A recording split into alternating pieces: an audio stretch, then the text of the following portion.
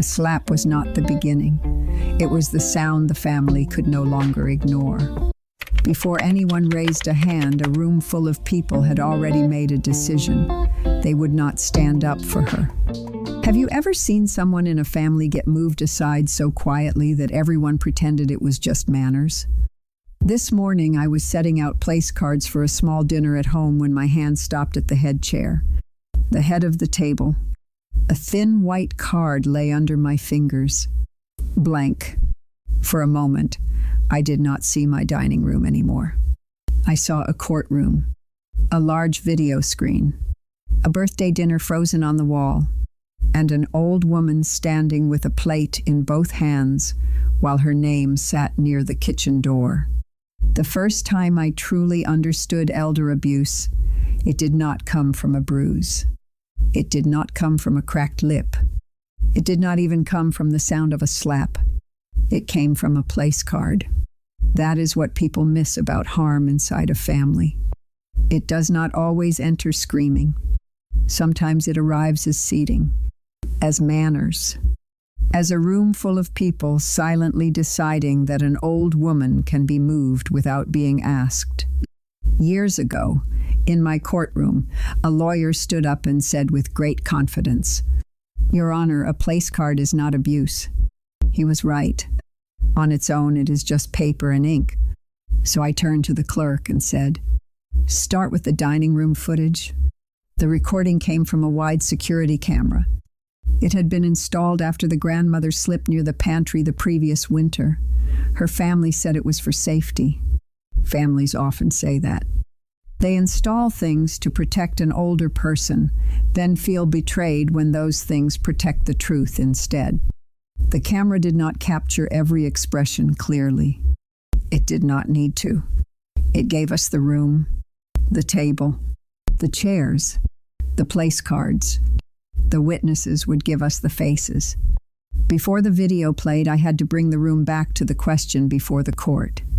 People often arrive at family court carrying a lifetime of injuries, but the law cannot hold all of them at once. It has to ask one question clearly enough to act. That morning, the question was not who deserved the house. It was not who had been loved more. It was not who had paid more tuition. The petition before me was narrower than that.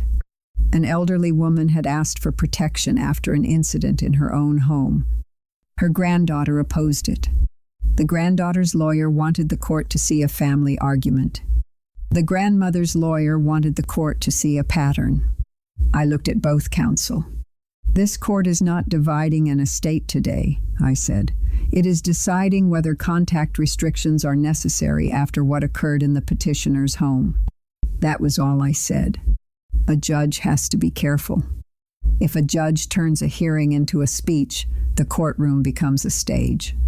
And a courtroom is not a stage. The grandmother sat very still. A cream jacket buttoned to the throat. Pearl earrings. Hands folded so tightly her knuckles were white. She had the posture of a woman who had spent her life refusing to be pitied. Across the aisle, the granddaughter sat with her chin lifted, polished, dry-eyed, angry in the way people are angry when shame has been sitting too long under the skin. Her husband sat half a chair behind her. Navy suit, wedding ring, cufflinks shining under the courtroom lights. His eyes were lowered. I noticed that. I notice small things for a living. Not because small things always prove the truth, but because people often reveal the truth while trying very hard to look composed. The defense attorney rose. "Your Honor, this is a family dispute dressed in the language of abuse. My client was intoxicated. She behaved badly. She regrets it. But one argument does not make her a danger." The grandmother looked down at her hands and whispered something I almost missed. "She is not an abuser." The room held its breath. Then she lifted her eyes, and this time her voice was clear. "She is my granddaughter." That was the first moment I understood this case would never be clean. A clean case is easier. This one had blood in it, yes. But it also had tuition checks. bedtime stories, birthday candles, old gifts, old resentment, and a child somewhere outside that courtroom who still called both women family. I turned back to the clerk. Play the video. The recording began without sound. That made it worse. A silent birthday dinner has a way of making people honest. Without voices, you notice what the room was doing before anyone decided how to explain it. The dining room was beautiful, too beautiful for what was about to happen. White candles, linen napkins, crystal glasses, a cake with the number 70. The grandmother had arranged the table herself. I could tell before anyone said it. The place cards were handwritten, not printed, not bought in a set, written by a hand that still cared where people sat. The letters were elegant, though the last stroke of each name trembled a little. At the head of the table there had been one card. Her name. The woman who owned the house, paid for the meal, and still believed a family could sit together and remember who had held them together. The granddaughter entered late. She walked in with that polished smile people wear when they have already decided a scene belongs to them. She did not embrace her grandmother. She looked at the head chair, then at her husband, then at the chair again. The room began to tilt. The grandmother entered the frame carrying a small plate. She stepped toward the head of the table. Then she stopped. Her chair was occupied. Her place card was gone. For a moment, nothing dramatic happened. That is why most people would have missed it. No shouting. No glass slamming. No one standing up. She simply stood there, looking at the chair where she expected her name to be. Her granddaughter was sitting there now. At the head of the table, the granddaughter looked up and smiled. Not a kind smile. Not exactly a cruel one either. Something worse. A smile that said, "Surely we are not going to make this uncomfortable." Her cruelty was not loud yet. It had good posture. The grandmother's eyes moved along the table. She found her name near the kitchen door. Near the swinging door where servers passed and dirty plates disappeared. There was a pause in the video. Not because the video had stopped, because the room hesitated. A man reached for his wine. A woman adjusted her napkin. Someone leaned back to let a server pass. No one said, "That is her seat." No one said, "Move back." No one said the small sentence that would have kept the room human. The grandmother gave a little nod. That was the part that hurt to watch. The nod. The kind older women learn to make when they decide that keeping the peace costs less than naming the insult. She walked to the chair near the kitchen, still holding the plate, still upright, still dressed like a woman who had not yet allowed herself to be humiliated. A place card is not abuse. No, but sometimes it is the first visible moment when a family agrees to treat someone as removable. I did not say that aloud. Not then. A courtroom must wait for the record to make the truth unavoidable. The husband was called next. Mr. Langley. He turned his wedding ring once before taking the oath. Then his thumb went straight to his cufflink. Not to fix it. To give his hand somewhere respectable to hide. He was the kind of man who stood at the edge of injury, close enough to see, distant enough to say it was not his to stop. Did you see the place card being moved? Counsel asked.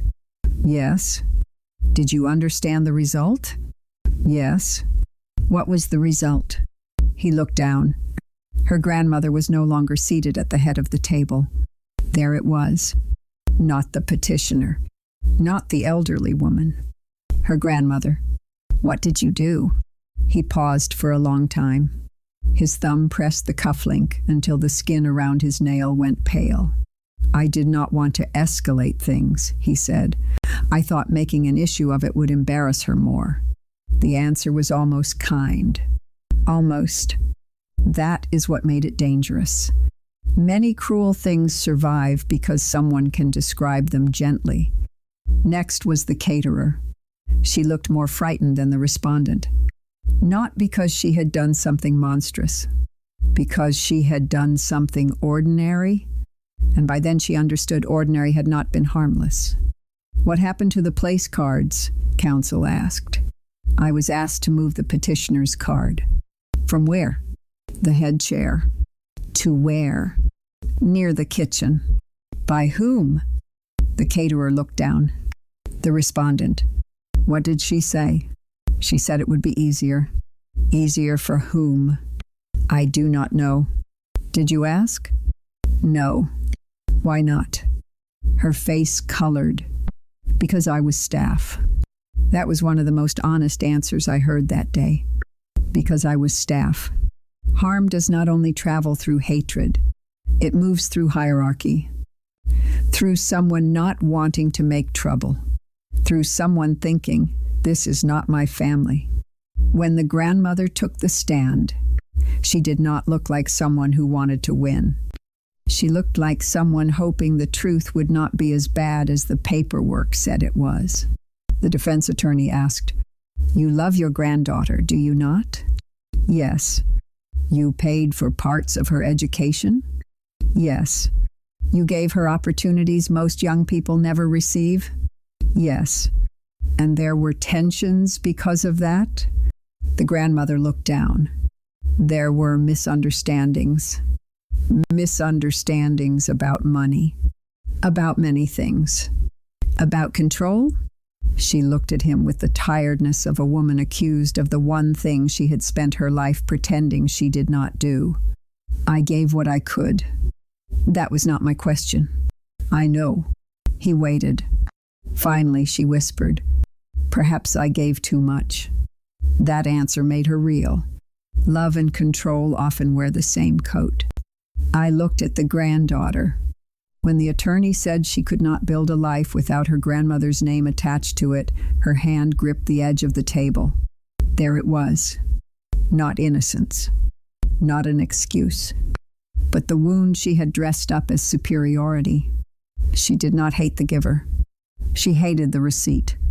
The proof that every door she walked through had someone else's hand on the handle. I looked back at the video.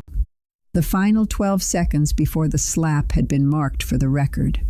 By then, the camera footage and testimony had finally come together. The camera gave us the room. The witnesses gave us the faces. The grandmother stood near the head of the table with the plate still in her hands. Her granddaughter sat in the chair as if it had always belonged to her. The grandmother's name card sat near the kitchen door. Small, white, folded cleanly. The caterer had seen her stop. The husband had seen her understand. An old friend had seen the chair and looked down at her napkin. The grandmother gave that same small nod.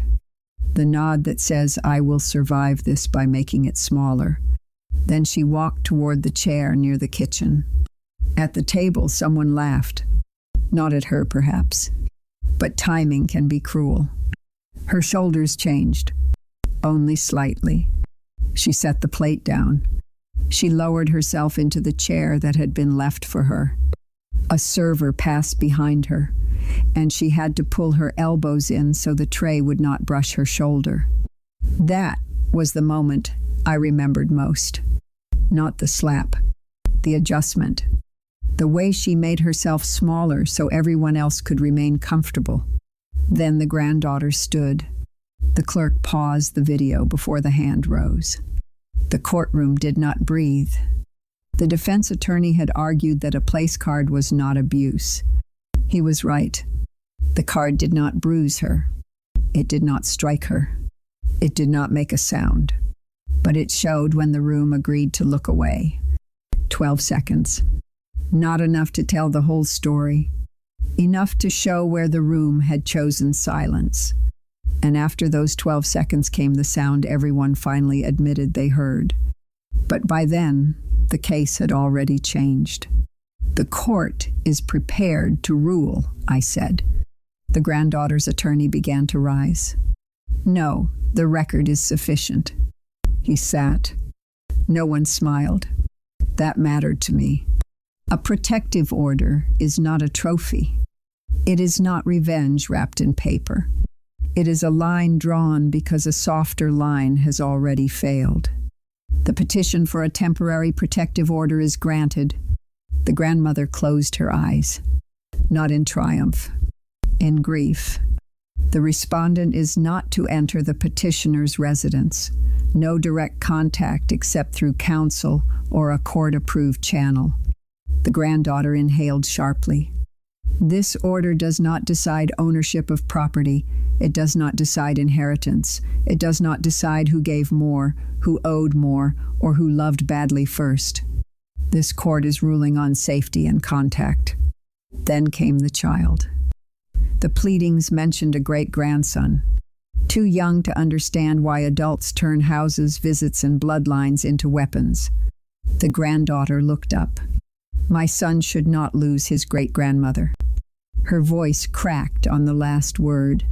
It was the first true thing she had said without polishing it. I let it remain true. Then I said, "Your son is not a key to your grandmother's door." The room went still. He is a child. He will not be used as a bridge back into a home where the adult boundary has been broken. The grandmother's face changed. Not happiness. Not forgiveness. Permission, perhaps. Permission not to open the door just because someone had finally found the one name that could still hurt her. I signed the order. The granddaughter cried after that. I did not trust those tears. I did not dismiss them either. People often feel the truth late. Late feeling may be real. It is still not a defense. The grandmother did not cry. She looked at the order, then at her granddaughter. For 1 second I thought she might speak. She did not. That was the ruling she gave herself. The court had drawn its line. She did not have to step over it just to prove she still had a heart. I think about that case more often than I expected. Not because it was the most violent. It was not. I remember it because of the chair. Because people could watch a person being made smaller and still call the room peaceful. Years later, after I retired, I found myself writing place cards for a dinner in my own home. My pen stopped at the head chair. For a moment, I saw her again. Not as a petitioner. Not as a protected party. As a grandmother in a cream jacket, trying to decide whether asking for her own seat back would embarrass everyone more than losing it. I had kept quiet once, too. Long before I wore the robe. At a family table, I called it keeping peace. That hearing gave me another name for it. Fear with good manners. I picked up the card again, not because I was afraid of the chair, because I no longer believe a place at the table should have to be defended in silence. The grandmother in that case did not ask me to make her granddaughter love her. She did not ask me to fix the years. She asked for a boundary. So I gave her one. A boundary is not revenge. It is not forgiveness. It is the place where harm is no longer allowed to call itself family. I do not know what became of that granddaughter. I hope she became better. But hope is not a ruling, and forgiveness is not a court order. What I remember is simpler. The card, the chair, the 12 seconds. The old woman's voice saying, "She is not an abuser. She is my granddaughter." And the silence after that, when everyone understood that both things could be true. A court can draw a line at the door. It cannot teach a family when to stand up. That part belongs to us long before we ever reach the judge. The next time a family tells you someone chose the far seat, look at the card first.